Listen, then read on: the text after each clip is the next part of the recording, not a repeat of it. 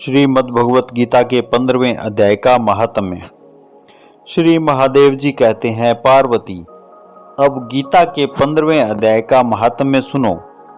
गौड़ देश में कृपाण नरसिंह नामक एक राजा थे, जिनकी तलवार की धार युद्ध में देवता भी परास्त हो जाते थे।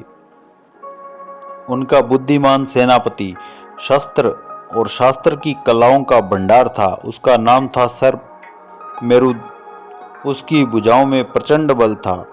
एक समय उस पापी ने राजकुमारों सहित महाराज का वध करके स्वयं ही राज्य करने का विचार किया। इस निश्चय के कुछ ही दिनों बाद वह हैजे का शिकार होकर मर गया। थोड़े समय में वह पापात्मा अपने पूर्व कर्म के कारण सिंधु देश में एक तेजस्वी घोड़ा हुआ। उसका पेट सटा हुआ था। घोड़े के लक्षणों का ठीक ठीक ज्ञान रखने वाले किसी वेश्या के पुत्र ने बहुत सा मूल्य देकर उस अश्व को खरीद लिया और यत्न के साथ उसे राजधानी तक ले गया। वैश्य कुमार वह अश्व राजा को देने को लाया था। यद्यपि राजा उस वैश्य कुमार से परिचित थे, तथापि द्वारपाल ने जाकर उसके आगमन की सूचना दी। राजा ने पूछा, किस लिए आए हो? तब उसने स्पष्ट शब्दों में उत्तर दिया, देव, सिंधु देश में एक उत्तम लक्षणों से संपन्न अश्व था, जिसे तीनों लोकों का एक रत्न समझकर मैंने बहुत सा मूल्य देकर खरीद लिया है। राजा ने आज्ञा दी, उस अश्व को यहाँ ले आओ। वास्तव में वह घोड़ा गुणों में ऊंचे श्रवा के समान था। सुंदर रूप का तो मानो घर ही था। शुभ लक्षणों का समुंदर जान पड़ता था। वैश्य घोड़ा ले आया और राजा ने उसे देखा। अश्व का लक्षण जानने वाले अमात्यों ने इसकी बड़ी प्रशंसा की। सुनकर राजा अपार आनंद में निमग्न हो गए और उन्होंने वैश्य को मुंह मांगा स्वर्ण देकर तुरंत ही उस अश्व को खरीद लिया। कुछ दिनों के बाद एक समय राजा शिकार खेलने के लिए उत्सुक हो उसी घोड़े पर चढ़कर वन में गए। वहां मृगों के पीछे उन्होंने अपना घोड़ा बढ़ाया। पीछे पीछे सब ओर से दौड़कर आते हुए समस्त सैनिकों का साथ छूट गया। वे हरिणों द्वारा आकृष्ट होकर बहुत दूर निकल गए। प्यास ने उन्हें व्याकुल कर दिया। तब वे घोड़े से उतरकर जल की खोज करने लगे। घोड़े को तो उन्होंने वृक्ष की डाली से बांध ही दिया और स्वयं एक चट्टान पर चढ़ने लगे।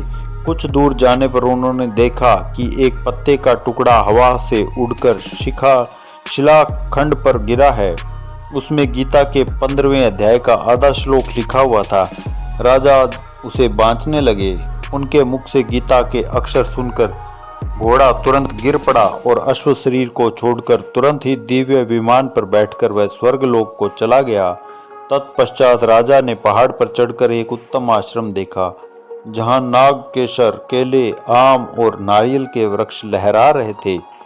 आश्रम के भीतर एक ब्राह्मण बैठे हुए थे, जो संसार की वासनाओं से मुक्त थे।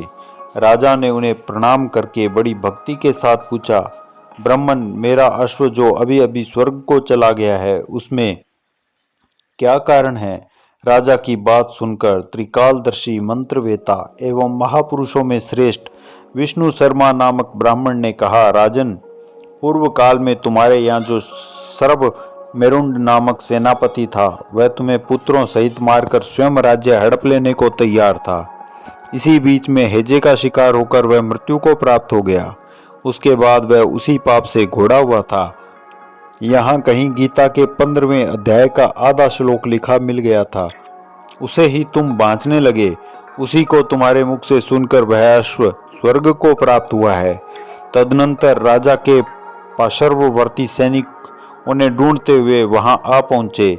उन सब के साथ ब्राह्मण को प्रणाम करके राजा प्रसन्नतापूर्वक वहां से चले गए और गीता के 15वें अध्याय के श्लोकाक्षरों से अंकित उसी पत्र को बांच बांच कर प्रसन्न होने लगे। उनके नेत्र हर्ष से खिल उठे थे।